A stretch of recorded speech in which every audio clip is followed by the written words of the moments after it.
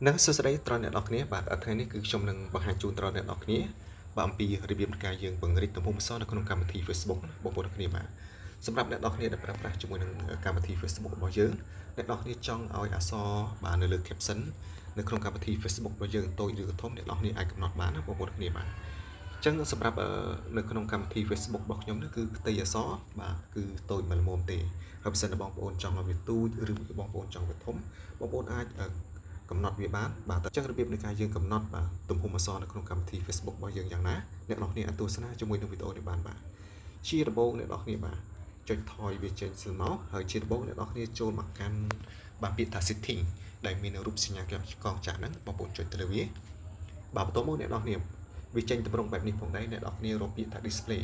ការបង្ហាញជូននេះគឺបង្ហាញជូនជាភាសាអង់គ្លេសសិនណាអ្នកនរគ្នាបាទបងប្អូនចុចពាក្យថា display ហ្នឹងមកបាទបន្ទាប់មកវាចេញតម្រង់បែបនេះផងដែរអ្នកនរគ្នាណាបាទចឹងអ្នកនរគ្នា scroll មកខាងក្រោមបន្តិចរកពាក្យថា font size and style បងប្អូនចុចទៅលើវាបាទបន្ទាប់មកវាចេញតម្រង់បែបនេះផងដែរអ្នកនរគ្នាមើលមកខាងផ្នែកខាងក្រោមគេដាក់ថា font size នេះហើយអ្នកនរគ្នាមើលអក្សរ A បាទនៅខាងឆ្វេងហើយអក្សរ A នៅខាងស្ដាំអ្នកនរគ្នាណាបាទ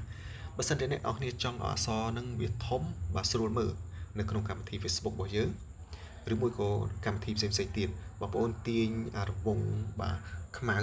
អារង្វង់ខ្មៅហ្នឹងបងប្អូនទាញមកនេះមកបាទទាញមកផ្នែក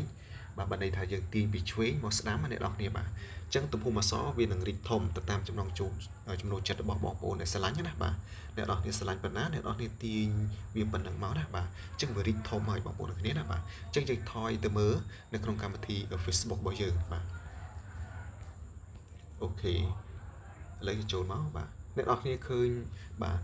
font បានន័យថាទំហំអក្សររបស់យើងវាធំអ្នកនរគ្នាបាទវាធំជាងមុនខ្លាំងអ្នកនរគ្នាបាទឃើញទេហើយវាស្រួលមើលផងដែរអ្នកនរគ្នាបាទសម្រាប់បងប្អូនដែលគាត់អន់ភ្នែកឬមួយក៏បងប្អូនដែលគាត់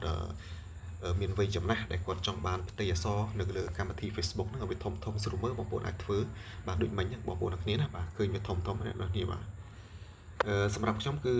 វាធំពេកអ្នកនរគ្នាណាបាទអញ្ចឹងខ្ញុំបន្ថយឲ្យវាទូចស្រួលមើលបន្តិចទៀតបាទអញ្ចឹងយើងចូលកាន់ setting ដូចគ្នាចូលកាន់ display ហើយយើងយកពាក្យថា font size នេះបាទហើយខ្ញុំទាញពីស្ដាំមកឆ្វេងវិញណាបងប្អូនចង់បានទូចមកល្មមបងប្អូនទាញពីស្ដាំមកឆ្វេងហើយបើសិនបងប្អូនចង់បានធំបងប្អូនទាញពីឆ្វេងទៅស្ដាំបាទទៅប៉ុណ្្នឹងទៅហើយណាបាទសម្រាប់បងប្អូនដែលតែងតែសំណុំពោបាទខ្ញុំធ្វើវីដេអូនេះឡើងបាទអញ្ចឹងខ្ញុំយកត្រឹមត្រេទី3បាទអញ្ចឹងពីទំហំវាមកល្មមអ្នកនរគ្នាបាទអញ្ចឹងខ្ញុំថយមកថយចូលកាន់ Facebook របស់យើងអូខេ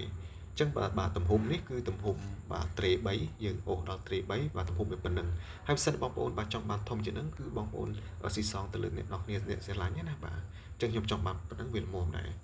អញ្ចឹងយើងថយចូលមកកាន់ setting បន្តិចទៀតសិនបាទយើងចូល display ដែរហើយសម្រាប់បងប្អូនអ្នកនរគ្នាបាទចុច create font size ដែរហើយអ្នកនរគ្នាគេដាក់ថាfont style នេះណាបាទគេដាក់ថា font style នេះអ្នកនរគ្នាចុចទៅលើវាបាទនេះគឺជា Fantasin គឺដូចជាតម្រង់បាទនីមួយៗនៃផ្ទៃអក្សរបងប្អូនស្រឡាញ់មួយណាបងប្អូនជ្រើសរើសទៅតាមចំណង់ចំណូលចិត្តណាបាទអញ្ចឹងបងប្អូនចង់បានផ្ទៃអក្សរបែបណាបងប្អូនជ្រើសរើសទៅតាមនឹងទៅណាបាទវាមានបែបនេះអូខេហើយវាមានយ៉ាបាទវាមានច្រើនជម្រើសសម្រាប់បងប្អូនជ្រើសណាបងប្អូនគ្នាបាទហើយកន្លែងសញ្ញាលេខបូកគេដាក់ download font ហ្នឹងអានឹងគឺសម្រាប់យើងទាញបាទ font ស្អាតចេញពី Google Chrome ចូលមកដាក់បាទអាហ្នឹងគឺវីដេអូក្រោយចាំខ្ញុំបង្ហាញជូនដល់អ្នកនរគ្នាបាទខ្ញុំយក default font ដើមបាទអូខេហើយខាងក្រោមនេះអ្នកនរគ្នាគេដាក់ bold font នេះបងប្អូនចុចលើវាបើសិនជាអ្នកនរគ្នាវាលើមុនវាបិទបើសិនជាបងប្អូនចុចបើកវាធ្វើឲ្យដិតច្បាស់ស្រួលមើលខ្លាំងអ្នកនរគ្នាបាទអញ្ចឹងបើសិនបងប្អូនចង់បានបងប្អូនចុចបើកទៅណាបាទហើយខ្ញុំអត់ចង់បានទេខ្ញុំចុចបិទទៅវិញបាទអញ្ចឹងអ្នកនរគ្នាវីដេអូរបស់ខ្ញុំគឺមានតែប៉ុណ្្នឹងទេសូមអរគុណ